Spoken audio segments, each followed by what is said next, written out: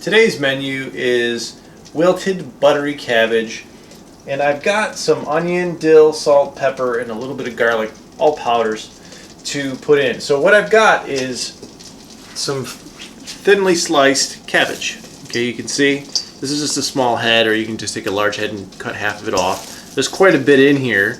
I'm probably not going to cook it all in one go, but it's easy to prepare, and then I can make a coleslaw out of this afterwards.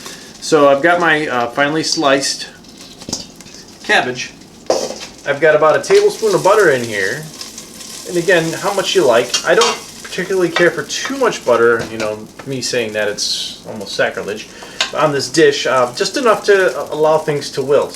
So I get the butter nice and warm, and I'm going to put in, as you can see, a nice healthy handful of the cabbage. And this is going to wilt considerably. I've got this on just past medium, almost medium high.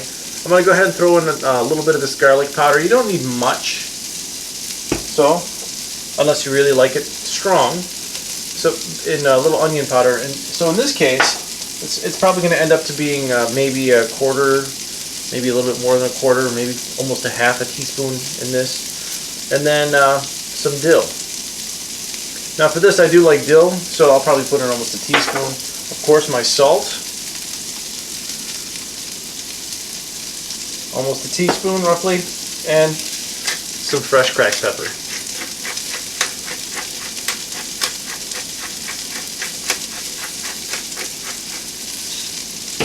Those are the ingredients, and give it a mix. And what's going to happen is the moisture from the cabbage comes out and the butter come together, and all the flavors sort of amalgamate. This cabbage is going to wilt, and it's going to get coated in that butter, and it's going to soften. It's going to really soften nicely. If you like Brussels sprouts or anything like that, this is maybe you're having a hard time finding Brussels sprouts. This is a good way to get your cabbage in you if you don't have to find any Brussels sprouts. I know sometimes it can be seasonal. Cabbage has a propensity to be around a lot longer. There we go. Now for this, what I look for is, again, the amount of the cabbage starts to really wilt. It starts to compress in the pot as that moisture comes out. And when you let it set like this, you'll end up with some of the cabbage getting browned a little bit. You know, those very flavorful, not quite scorch marks. There we go.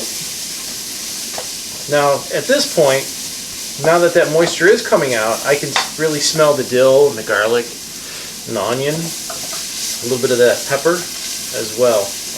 Now, if you're like me, like I said, I don't particularly care for too much butter on this dish. It just gets a little overpowering. I want to taste the cabbage. What ends up happening is you don't end up having enough moisture coming out of that cabbage. You know, you're cooking it off kind of quickly, so it starts to brown on the bottom. So what I do is I'll take just a little bit of water and deglaze the bottom of that pan.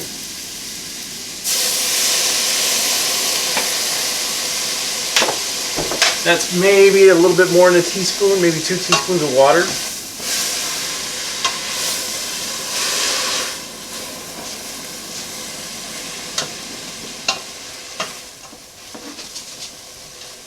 So all that goodness on the bottom has now been pulled up and is being mixed back into the cabbage.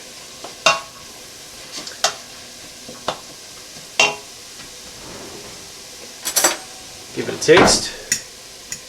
And again, it's up to you to decide how done you want that cabbage.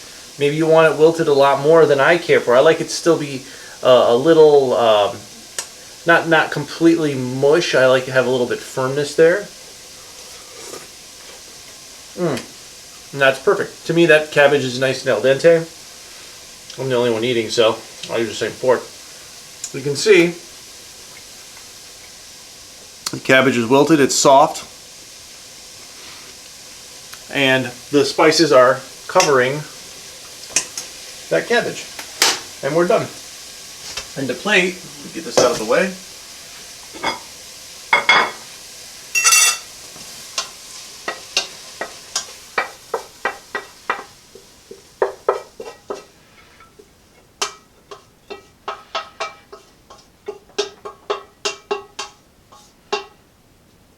There we go. And then there you have a plate full of cabbage. You can see the little brown bits here and there. That's it.